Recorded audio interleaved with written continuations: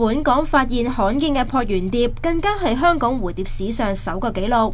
綠色嘅力量喺今個月嘅9號喺沙頭角發現箔圓蝶嘅蹤跡。箔圓蝶屬於圓蝶科，前翅嘅頂端呈鈎狀，以及有3個白點。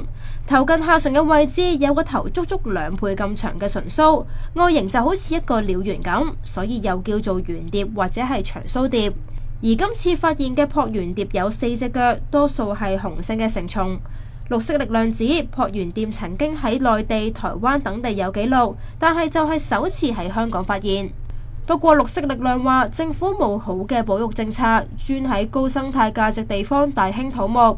例如喺今次發現箔圓蝶嘅沙頭角，政府喺解禁之後，將荒廢嘅農地發展成為野戰場同埋屋苑，擔心會危害蝴蝶嘅生境。組織就促請政府盡快將紅花嶺納入去郊野公園用地，並將紅花嶺接壤沙頭角一帶嘅林地列作保育用地，開闢成為生態走廊。ONTV 東網電視新聞台報道。